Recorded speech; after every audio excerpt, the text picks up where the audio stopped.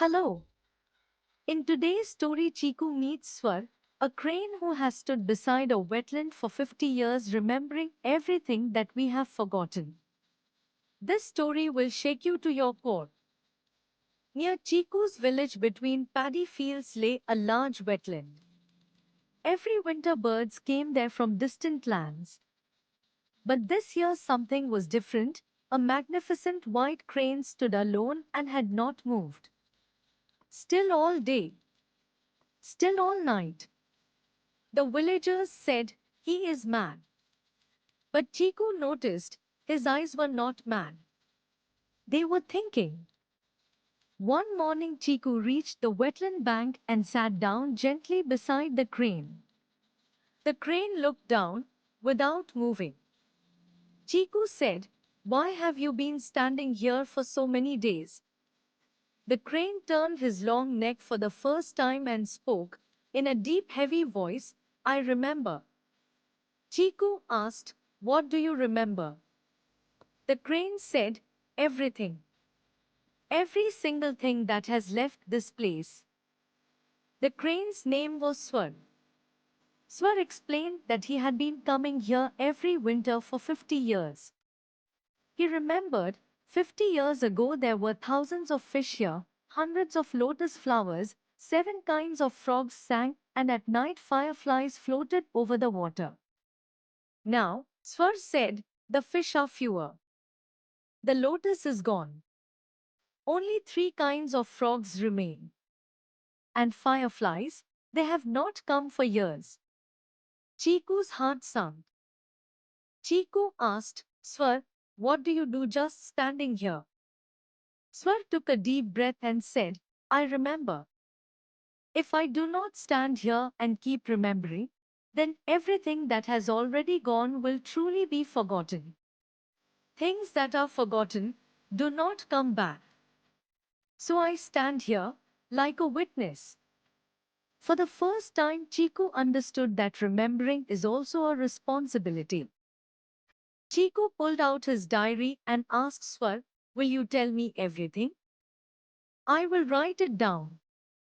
Swar spread his wings a little for the first time, as if a wave of happiness had come over him. And then he began telling, one thing at a time. The fish that no longer exists. The sound that used to be heard at night. The color that once appeared in the water at sunrise. Chiku kept writing for hours. Chiku brought the diary home and spent the whole night making a poster from it. He wrote, "The truth of our wetland, 50 years ago and today." He drew 2 sides, one showing the wetland as Swar remembered it and the other showing the empty wetland of today. The next day he put that poster up at school, at the market and outside the village council house. People stopped and read. An old farmer saw the poster and his eyes filled with tears. He said, "Son, this is true. When I was a child we used to pick lotus flowers from this wetland." Another man said, "7 kinds of frogs, I heard them myself. Now only one kind remains." Slowly people gathered and began talking about things they had seen themselves and forgotten. Chico brought all those elders to the wetland. Swar was still standing there. When the people saw that magnificent crane, his stillness, the depth of his eyes, nobody spoke. An elderly woman joined her palms and said, "This crane is our mirror. He is showing us what we have lost." That day the village council decided the wetland must be saved. In the months that followed, the village worked together to clean the wetland, planted lotus saplings and built nesting spots for the fish.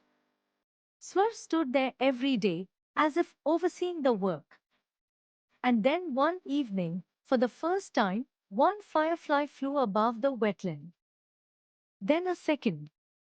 Then 10. Swar spread his wings and flew for the first time, a slow, magnificent flight. As if he no longer needed to stand watch. As Swar flew overhead, he passed once above Chiku and dropped one white feather from his wing, falling straight into Chiku's waiting hands. Chiku picked it up. The feather was warm, as if 50 years of memories were stored inside it. Chiku placed that feather in his diary.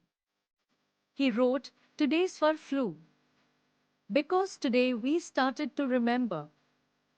After that day, Chiku added one task to his diary: go to the wetland every week and write down what has returned.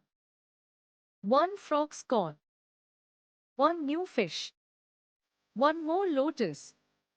And every winter when Swar returned, he would first look at Chiku, then at the wetland, and with a warm glow in his golden eyes he would bow his elegant head slowly, as if saying, "You did well." Moral: many things in this world are lost in silence, and we do not know until there is a witness like Swar. Remembering is a responsibility. Things we forget do not return.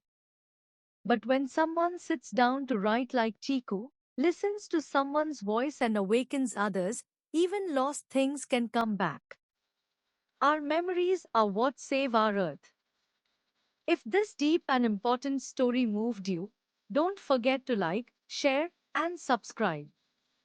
Take care of the pond, river, or forest near you. Do not let their memories be lost. See you in the next episode.